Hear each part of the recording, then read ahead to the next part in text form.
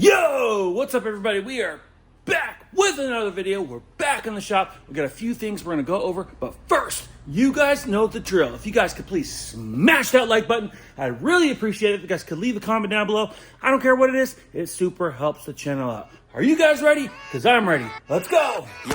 Yeah, let's go. I ain't the first with the curse, with the thirst that I wanna be better, not worse. Man, it hurts. I'm on this earth with my words and I put You guys know what it is. We are back in the shop and we're back with another video. Today is the day, guys, that the boat finally leaves. Regardless, this boat is going outside. If it doesn't get picked up, it doesn't get picked up. But this boat is going outside. In the last video, you guys saw that I had time to finally get this rear mat on.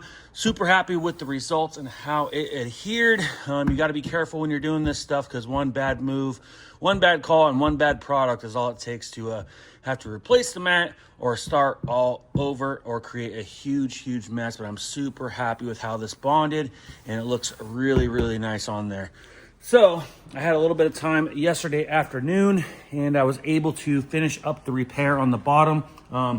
There was some scrapes on the bottom. There still is some various light scrapes, but this particular one was like through the fiberglass, kind of had like a slight crack and like a little bit of a hole, I guess, into the fiberglass. I didn't want the fiberglass to get like waterlogged or anything. So what I did is I grinded it out. I put some fiberglass reinforced filler material on there. Sanded that smooth. I put a little bit of high build sandable primer on it. I blocked that, sanded that out. I kind of prepped the repair area. Like I kind of like scotch brighted and I did a little 3000 grit all the way around. I shot some adhesion promoter and we kind of overly masked it. And I went ahead and just mixed up a little bit of sealer. I throw a little bit of sealer on there. I matched the paint as close as I could. And I mixed up a little bit of base and sprayed some base, blended out the area, and I just put some clear and some melting agent, guys. And I was just gonna brush touch it with a brush because he didn't even ask for any paint. He just thought, oh, can you just put some fiberglass repair on there? And I'm like, yeah, I can do that, and I'll probably touch it up. And I just didn't feel very good about brush touching the bottom of this thing, even though you'll never see it, and there is other various damage on this thing. I was really glad I took the time to repair it. And as you guys can see, the crack was right there where I'm touching. And as you guys can see, she looks really nice. She came out really good. I'm really happy with the repair. I went ahead and melted it. What I'm gonna do now is do a little bit of wet sanding and a little bit of machine polishing. Nothing too crazy. Like I said, guys, it's the bottom of the boat. It's gonna get thrashed and you're never gonna see it. But I just figured it wouldn't hurt for me to take 30 minutes, go under there, do a little bit of wet sanding, take my mini polisher and do a little bit of buffing and just really polish it out, make sure it looks really glossy and really good and everywhere where I kind of stopped my clear coat. I don't really like doing melts like that, but in a situation like this, we're not obviously going to paint the entire bottom of the boat. This is a gel coat finish, and what I used was a urethane automotive refinish materials on the bottom of that. So not exactly the same type of materials, but it will work, and it's better than just doing nothing at all. And the hole in the crack is fixed. And yeah, guys, so this boat is leaving today. I'm glad to have the other half of my shop back. I could have gotten this done last week and just got it out of here, but I was just busy doing other things. And I thought, you know, there's no point of pulling it out, back in, out, back in. So it just kind of sat in here a little longer than I wanted it to, but I'm happy that this thing will be leaving today. It looks really nice, and I couldn't be any more pleased. And the repair is going to be even better. Hopefully, I was kind of a little nervous about doing the repair that nice because now he's going to be asking about other spots on the bottom of the boat. And I'll tell you one thing, I'll probably never do an upside down repair again because I was under there, under the trailer, and I'm not set up to repair boats, guys. It's not my forte. We don't have the right equipment to get these boats up and off the trailers. So it's just not that practical, but it worked out this time. You know, in a situation like on the interior, if something happened, I could definitely entertain the thought of doing a little repair. But as far as exterior repairs with like this gel coat finish, not too into trying to use automotive refinishes to do this, but it's kind of the same thing, but kind of not. And like I said, boats really take up a lot of space, and to do repairs on the bottom, you really have to get these boats up and off the trailer, and this is not very practical. But this thing is ready to go, guys. Over here on the body side, we finally have the F-250 back in a couple of weeks ago. This came in, you guys saw this in another video. I was kind of doing an estimate on it, getting everything situated with the insurance company. Insurance cut a check, we got paid, and we got parts, and we finally have parts here. So it's scheduled to come in. Of course, you can see what's going on here. We got fender, we got the grill, the headlights, this bug shield. We got all sorts of new pieces. We have a brand new bumper. Unfortunately, that particular bumper is discontinued. You cannot get that one anymore. I showed the customer several options, and we decided to pick up this aftermarket one.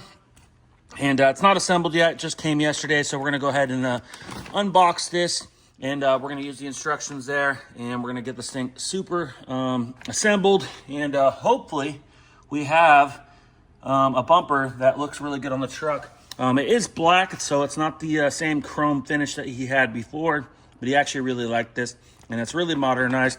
Of course, there are even more fancier bumpers than this, but this one is going to look really good on there, I think. And it comes with some LED lights and stuff, so I think it's going to look really, really good. So you guys will see this assembled in a future video, but I just got that yesterday. Teo had a little bit of time yesterday. He started doing some repairs on this grill to bumper filler panel, and it was pretty mangled from the factory that made it, and it wasn't packaged very well. So he's got some repair going on here, and this will be ready to prime today. And in the spray booth, we had the fender. You guys saw last time, we have it cut in.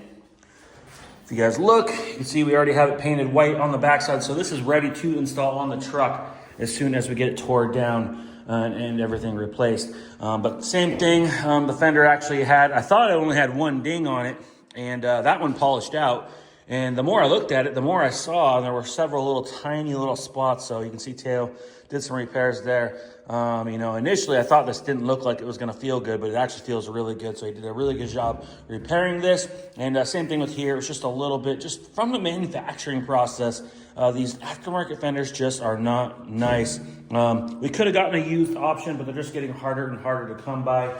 The auto wreckers here usually only carry parts for cars up to 10, 15 years old tops, and even that's getting tougher. So this truck being a classic, you just can't find this stuff. So insurance paid for an aftermarket replacement, and that's what we got. Unfortunately, it does have some damage on it. So I will be reaching out to the supplier and showing them pictures of this and seeing if we can't get some money back on the labor. That's what I'd like to do. Even if it's just a little is better than nothing. The Harley-Davidson edition Ford F-150, as you guys saw in yesterday's video, the hood, we refinished it. Well, last minute, I had the truck back in the booth, and last minute I decided, you know what? This hood's really easy to take off. What's the point of bagging this whole truck? Plus, I was trying to paint some brake calipers at the same time, and the booth just is a 24-foot booth, and I just thought, you know what? I need a little more space, so went ahead and pulled the truck outside, which took the impact, zipped the hood off real quick, put it on a stand, masked the underside, and then we went ahead and masked up these calipers. And by masked, I mean like little pieces of tape wedged in there so we didn't get the paint and overspray in where the slider pins go. And we masked off the pistons as well. These are for a Cadillac. They came out really, really nice. Of course, they kind of have like a very orange peely looking finish, but that's because they are that's the type of metal that these are made of. So they just kind of have that porous look, but they're super glossy. They're black, not gray. I'm sure the customer will think they look just great. I think they'll look just really good behind the wheel on that Cadillac. So those are done, ready for pickup. And today, we're going to denib out this hood. Like I said, this truck is a collector's item. This hood has to be perfect. So there's a few little tiny dust particles that landed in the finish. Of course, even though we're in a spray booth, it just happens. It comes off your clothing, off your mask, off your air hose. It's like static, man. So anyways, we got a few little nibs. So Teo will go ahead and do a little bit of color sanding on the nibs. And we'll probably go ahead and just DA color sand this entire hood, machine buff, polish. We'll install it on the truck, and we'll put a nice coat of wax on it before she goes. But yes, I thought that was a little bit easier than trying to do a cut and polish and trying to get rid of the blemishes that were in the old finish. But this thing came out really nice, as you guys can see. Nothing better than black when it's fresh, that is for sure. But that looks super, super nice. Even off the gun, it looks just really good. I mean, it doesn't look bad at all. Unfortunately, there's just a few dust nibs, and like I said, this has to be perfect, so we're gonna go ahead and do some machine polishing. We already got a bench in here with some materials, and we're gonna start on that as the day gets started. And we'll go ahead and get some high build primer on that. I got to remember to take some pictures before we prime it. That way I can get some money back on the repairs. And the goal today is get this torn down. We got to get the grill out, the header panel. We got the headlight mounting buckets to replace. You can see there we got 2 new ones. I bought those used from an auto wrecker, and I didn't realize that I didn't even need to paint the left side, so not sure why I did that, but I did it anyway. And but we only really need the right side, so we are going to go ahead and get this thing torn down. Let's see here if I can't pop the hood. And there we go.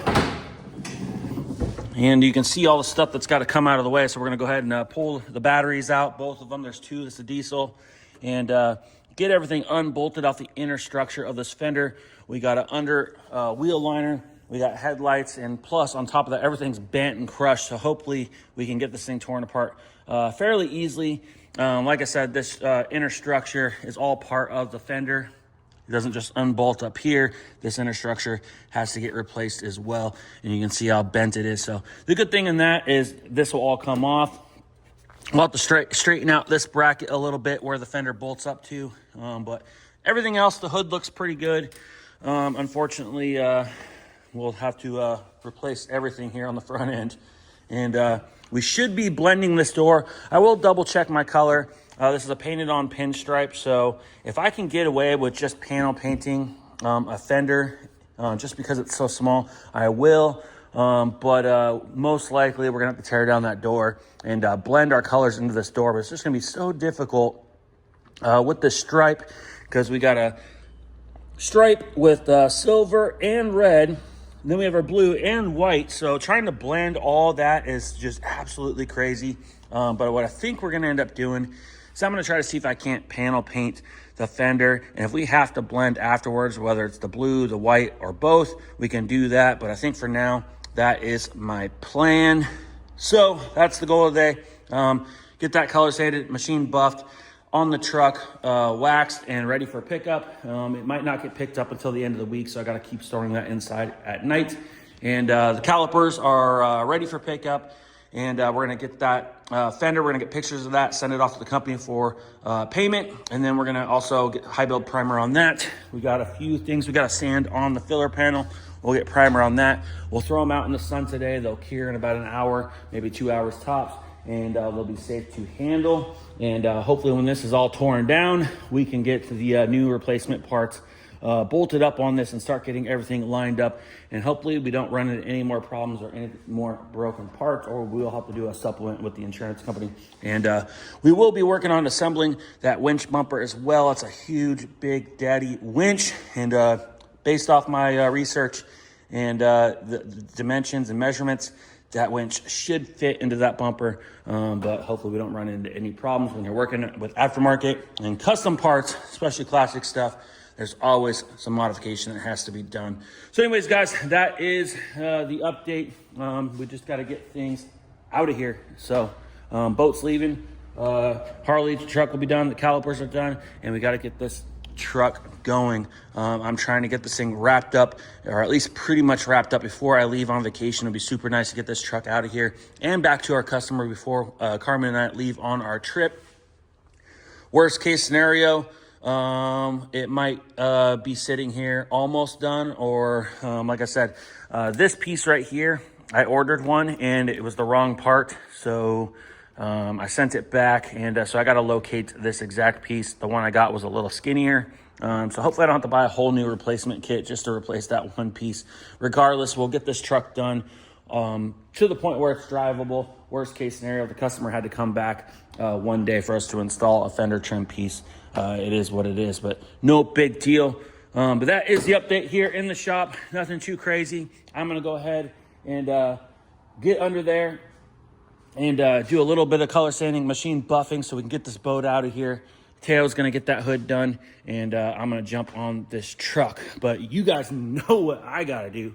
That's right. I got to go into track mode, and we got to get after it today. I hope you guys all have a good rest of the week. If you guys can, please click the like button on this video. It super helps the channel out. Leave a comment down below. I don't care what it is. Tell me how much of the stuff here you guys are enjoying, or tell me what I'm doing wrong. I don't really care. And if you guys are new to the channel, hit that subscribe button, and we'll see you on the next one. Ooh, like LeBron, though, or like Bonzo. Ooh, I'm a baller, yeah, shot caller, yeah. They love me, you can't touch me, nah, can't.